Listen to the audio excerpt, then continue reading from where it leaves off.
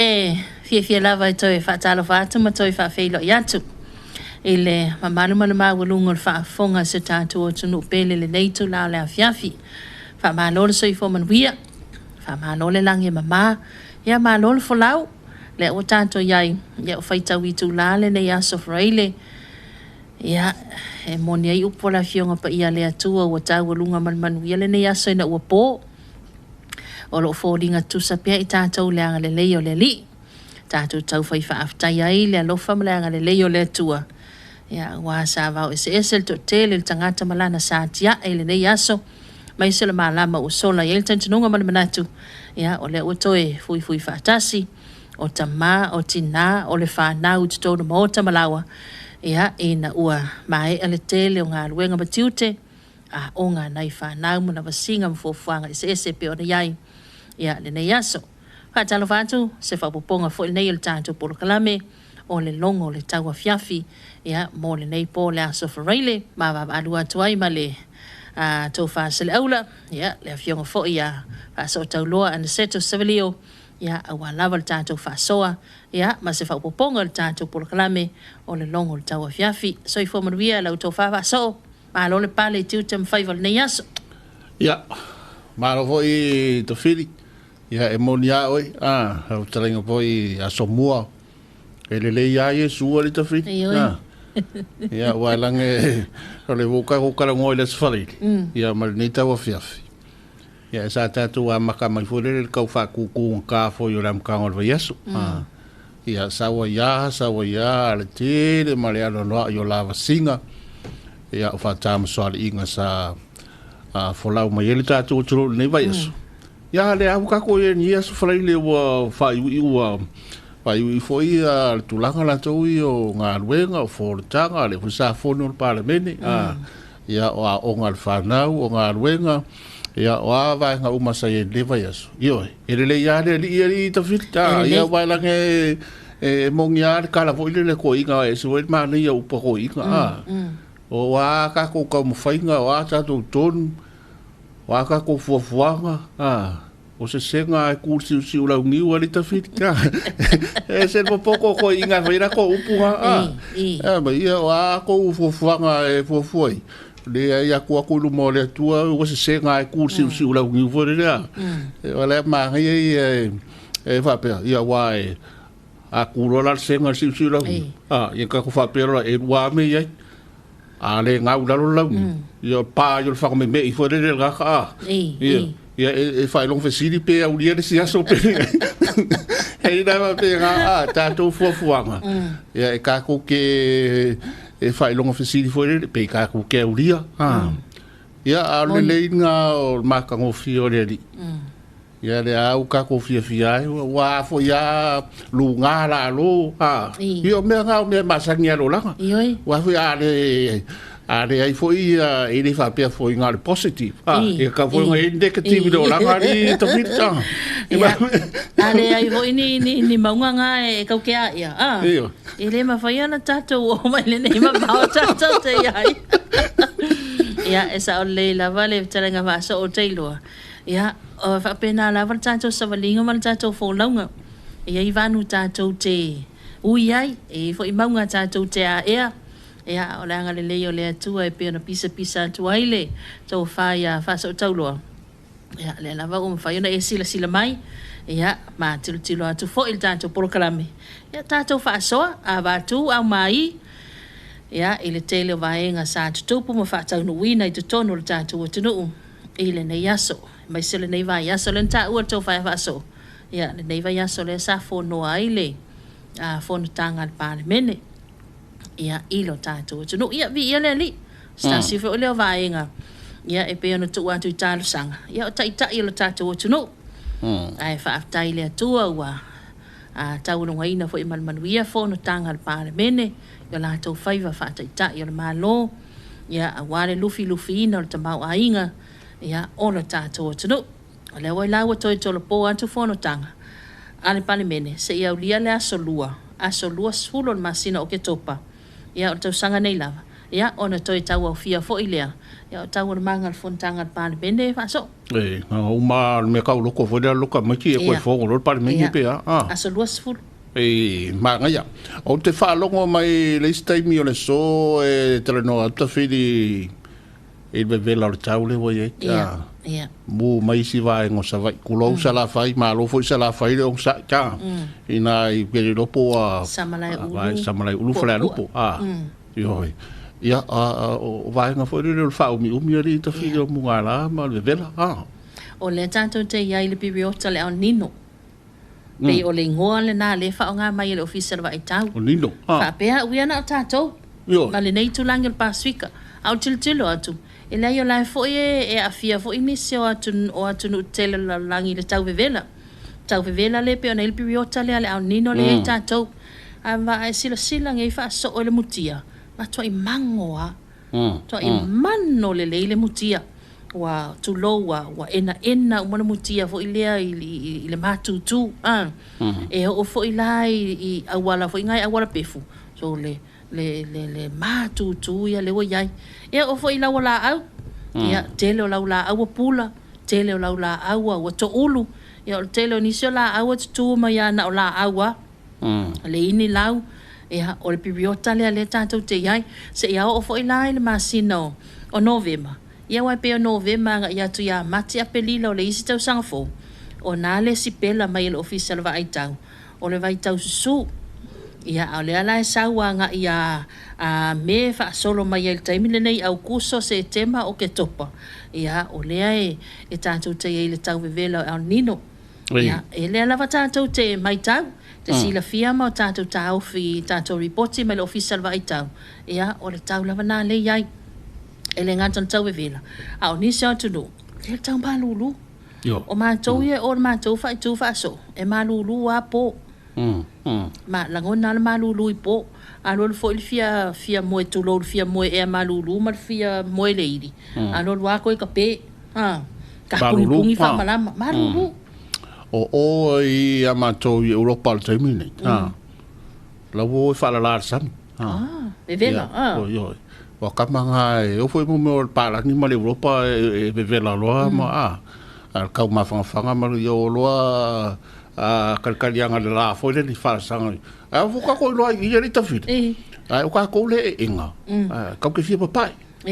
al para ni male Europa ai de yo la foi fi nga e cambia nga o ia vai la kalianga kamanga e so a ko kalianga ia uma mi wa fa ni wa si ku fa pe foi fa pe ye ni mure kure de la ia ule kule ya wena uma ka ma fa ko so ma kwa nga so ola ho le fa pa la ngelo me le ten o sen pra ele ngol me ngo ka lu ka fa kai o va e lu ye ka o nga va va ko le o te bin le o ya tunu la Europa ya o mo kwa vela ka ma fanga o tanta foi le e pia mere e tau no ta fita ka usa idi se vai isi atunu ya isi ku ngu ya wasulu sam foi ka mo se malu ya fa la ya punga sam ya e de o natia foi la tu lang foi le aia o me ni tu pu tau vela tau vela i kalalia e isi ku ngu o va o makua ki kele o atunu ya o taimia ngai ka ke va ai kwai sao afia kamala e umarkele o helicopter voi mala ko fang pa voi e de kai uma ka se ronga la ma ui di tau vela ia fa kwa ma fo ya o me da tu pu su ngor tau ma ni tai ya tau vela o ka marulu isi ia o ka ko ia fa penga vela le ai marulu po ia o vai nga fo ia pe na fa so le to fa ia fa so o le fo ina au mai fa tuanga e le pulenga le fesa la fianga tanwasa ia masela tofo i pito la au le official fuimu ia le vaenga le la pata i mai ai ia ila to ia tau mafata pa ia mai sele o le uman tau mafola usikaleti tongi fa fole muli tapa ia e ono afaina ai ia ona ole maale alo le tau vevela le il taimile nei ia mai se fo yo le ua fau tu mai pe ma fa manatu mai pe ile tulanga le sunuina o la pisi sunuina ota ia e tutono maota malawa tutono tatu fanua ia po va matua ia ona o le puipuinga lava ia i tātou ona o le tātou te ia le taumunga la ia i le nei vai tau a tulanga na ai fa aftai le ali o hafe suia inga e lue mai ai le tātou o tunu ia ele ai o le lava e mau lava le tō vai ia ele o suia lava le anga le lei o le atua ia i tātou le foi vai aso ia tātou longo Tauafiafi ia o le ua fa mai nai ni se fono tanga tali malo ai lo tātou o tunu pe ona ia i fono tanga le asa tau la mua le matanga luenga fa to anga whainga faiva le au fa mai e nai nei vai aso ia fono tanga ia mai inisi foi fa la poto tonga tau tupe ia o fa le tupe tele la langi ia mai so ila lo fa malo o fa tasili UN ia le pena tala noina ma so ala pule ai ia au nanga tau fale tupe te tonu le tatu o tunu ia o le avo isa ia ile matanga luenga le soifua malo loina inisi foi fono tanga ia mo le fala uteleina lava o le au nanga tau le soifua malo loina ia ina ia fa faingo fia ona tali atu mana onga o tangata ia so faiso ia mai so la auto va ato na ia tatu tangata e sa ili tonga fiti ia i te tonu o tatu falma ia mai so inisi o vaenga pe ona ta pena ia ile tātou tunu tātou fa moe le fa unga masina nei fa so tātou Messina Festival Luafe Luas Fulmaleono Messina Festival Luafe Luas Fulmaleono ia le pe ona fua ina a mata le aso tolu se fulu o le masina nei i le aso sa a mata le tātou sounding a loto i te tala lo ia ile fa moe le atunu ia ma tātou fa fianga fa evangelia so o toi mala so fua fa solo toi lava por kalame a so sa so nga fua so lua so lulua stofias faraile ta walunga lasto na ilsa ilialia ya o se tau sala po le lale le lo tatu tunu for tangal parliament nei vai so nei le na fe nei le sa no nga fo i man le nga te tai le malo e tulanga fo le sa ili manga vai le file mo le tunu ona le tulanga foi le ia ele to e na maralaina mai le to tau siringia fo tau fai lo foi tulanga la to ia wa pe yo se tau foi le lungo penga te fai langi ia ma la fai nai ia pa ia anga ma le tamali anga o tai o le tatu tunu o ai tupu mai o foi au na le tua ia wa alu fa solo ato ai te leo o fam talanga ai mana ia le fam natu la tu ma le foi vai ngal sa nga la tu ia al tai le malo ma fo se tala i te fi o le tala no le tatu Messina tai lo ia al tala listo ina le no fa lo ngoi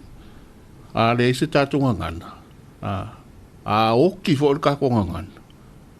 o que a coa com Messina vai lá onde tá tu ngana e fa makala ka ke o tatu Messina ia tal sia lewa a nga i tatu malo e ave i al fa mo fore le Messina ia ta fa i mai i al tele Messina o tu ma nga o tatu tala tu ia au fia foi tatu fa fianga ta longa au fia foi ma tatu ngana la to ma ke ba fale tatu ngana a faina ia me sa wa fe so po i fo ia tala doanga la to ia lungo penga fai la ya le yo fa pi ya ia ma ia ri ta fa ia sa kwai ko pulo ka ka fa ia le me la su ia Facebook ka ya e de nga ka ko wa bo le e ma fuai ia le na sa le lava e pe o elemeni umana o le ia fi mai tonu o le tatou Messina Festival ia le pe ona saunoa tuai ia le fionga ia fa so tau loa ia ai manaia ma mauti noa ni se vaenga lo fanga soro pe anta me sanga kirikiti Samoa sta sileo vaenga i tonu fo il tatou wa Messina Festival ia o le si vaenga o le sevens fo ile a sa to le pai tai to fito sa to le pai le fo vai so fo a so lua sul fito lua sul vani ma lua sul wiva ia le fo ia nga ia toi fa salango tu sa o la unanga la la tan ma lo TV iva ia ma le tatou le te o le tu AP fa salau tu sa mai e ai au polu le e malanga tu e sala fai ia mo fa mo le o le nganga la vol tatou ma loina ia una ia le atina ina ma le fa fai le ina o le talonga la kapi ia le foi lai pe ona nga ia toi tonu wa onga tulanga lua tonu wa onga maua lunga Ya le fo apa tu ya fio anga malalfang. Ya wa iles kama ki fai sakale lope o le suina le manu Samoa por to Samoa. Ile si lima le si suru tau sanga o luma. Le ala ia fo ile fa mo le na. Sa to le pai. Ya ile la to tai to fitu le vai so fo. Ma na ia tele ia baenga yo le trano al mo tele sala fai. Ya se tato ma lo fo il fama itela to ia balanga e fo le fitu a iva e le fitu sa pali ke le lo ia sa ka wa pe se fiku sa taua ba ka wa fa se fiku sa ka ele se fitu sa taua ai ele fitu ala taua io o lisi na vai nga fie la male tam sanga le ta pena so fo il so fo ia oni tu le ma oni ta pena nga le tele ba ia le tu langa la to wi o ta longa telefo ta longa yo fai mai tu mo neta ai ma nei o le e pa nga fo i fa ngo fie fo i tu langa la to yo fe nga so lo i ma le fa fio ia ma ka ko wa sa vai sa o e o pe o le siampiño le mangsa mo le la ke le nga piki mai sala fai ia ta sia le ta mi sanga la to sa to le pai Manaya o la fo look forward mai nei fa na ia o le situ taua ia o le fa nga ia a tato malai fo ia fa le onga ia sa le fa le onga tulanga lua sa maunga ia le a fa tino nei matapu vai tasi ai ia le fa mo tele le fio anga o sa to le pai ia ma le fo itu ia lona winga a te pole a fa ile ma wa sa no e te anga ia to isa va i te mai mo ia i tato ta longa ia e al watu ale TV iva ma le tu e pm mori atu yo fonga la kapia pa pe e ka fia alu sa va ile ka alo ma ile ka maskenge ia e fonga ele ma fa se fa anoi a wa te pole na ona kia la TV iva ia po la Facebook ia wa tato fola umai TV iva ia o le tato tu EP Facebook page o le tu EP YouTube channel ia o le tato le tio mo fa mo e toru sino radio app o vai o kastile alwa tua leo la ufainga ruenga le malanga tu isa va ile fionga le lipule ia sunga ia isaia mal tato vaenga ia awale tu sa mai o tato fa salonga ia e te mai moa mai sila mai fa fonga fo ia manatu o le tele na ni se vai ngai pe ona fa lo le nei va yaso ia e lo tatu o no of tatu lo inga foi ia pe ona fia ngai mal to tele ia ai se tatu se atu santo malo longa ia tu na tu foi ni se tatu fa salonga fa business to tele mai ia ona tatu ia lele vai nga faiu ia por vai nga mulu tatu por clame o le longo o le Tauafiafi. Samoans are embracing the many advantages cyberspace offers, and our economy and quality of life are better for it. However, as we enjoy its benefits, we also recognize that it threatens us in a variety of ways. Everything around us is connected digitally. What you see may not always be true. Who you think you know may not always be who they appear to be. The question is, are you safe online? Every day you may come across unknown attempts to jeopardize your data, your devices, and your personal identity. Sometimes a casual peek is really snooping. Sometimes sharing information too often may result in critical private data being made public. Sometimes a lucky find can lead to bad luck. Even visiting a website can lead to unnecessary sites. Today, cybercrime causes huge problems for society, personally, financially, and even matters of national security. To avoid getting these threats, use strong passwords. Think before you click, post, and type. Make secure choices. Protect your computers. Protect your devices. Browse wisely. Protect ourselves. Be cyber safe.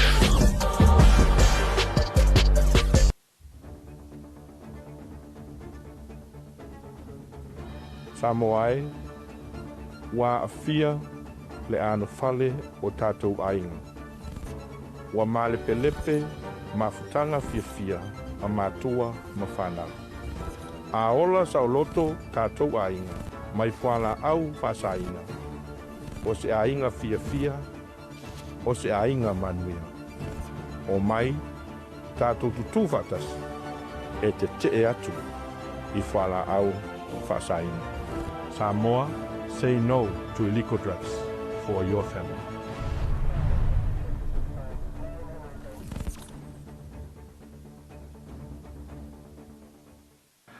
Sorry, Aukuso, apa bunyi? Kau bayi Rusia, Ya? loket fung. Hai.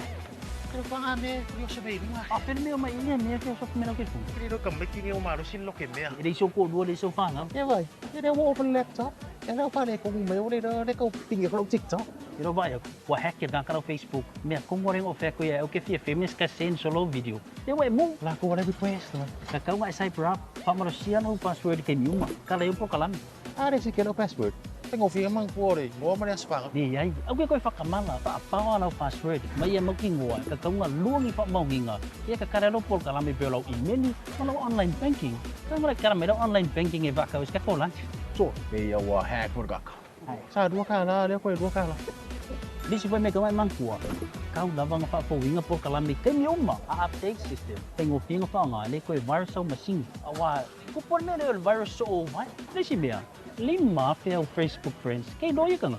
Aku kasi ngah share, ingat maku ingat lau personal information online. Eka, awak man puya, mereka kingum pam kalanga. Oleh mana kau ngafai? Alu le samsearch.gov.ws di pokeng tak wani mero kupu. Oleh samsearch, oleh vainga le fe ngai malso ina. Ya awala fa so tula kono. Ni lungo benga sa failang. So ta inga fa konos. Samuai o awala ya chacho che fa ngai ina. E malu puya ya lom fa nau mai chacho uma. Awal fa tamala cyber up.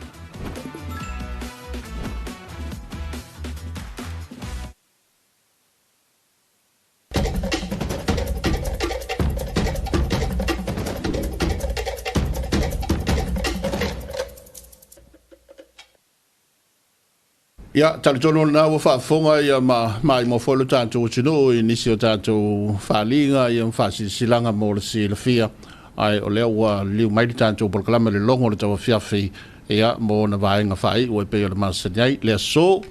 ia le aso lua sutasi le nei o le masina Aukuso te le vave fo ia le alu aso la tau te le vave fo ia le alu le aso nei masina la tau Aukuso ai talotono ia e la tau fasino ia le yaso la tau na soi fu mai ia poi la tau na fare na mai ni yaso watu le fiafi ia nei mato le loatu fu le tatu polklame ia ai mo molia tu fa manu yanga la tau ia i pele anga le yo le tua mo fa manu ia le tua ia le tatu tunu e fa manatu le so ia o la tau soi fu mas fa na o ta fit Sa le lava sa lua sultasi le nei ia o lo faanga na ma fa manianga na ia fonga ina le fionga ia faso ia mole toi malo faanga tato por kalame fa manuia tele le atua yo to wa so ifua mo to wa so fa nau ia mai se fo ia fa ma fa nga le li ia ma pa ia tona awanga le ia la to fitia le au pong sa ia ona o fa no anga malanga malima le oti ia so nia tu le nga le tua ia ona tato wo mai le tau lungaina o le tato proklame longo le Tauafiafi le nei foi pole aso fareile se ia ulia lona taimi masani le pole aso ngofua o le vai aso fou ia tau ina ia ilanga le o le tua ma wase weekend fia ia anga le foi le li ia ila towe fa wau pe tiu te mafaiva mai se fa malanga inga i lungo sami mali ea ma wala tele ia malu tia le soifua ma le tato wola tato proklame longo le Tauafiafi manuia le nei weekend la fionga ia fa so tau loa na seto savlio mal tato por kalame to fa so ifua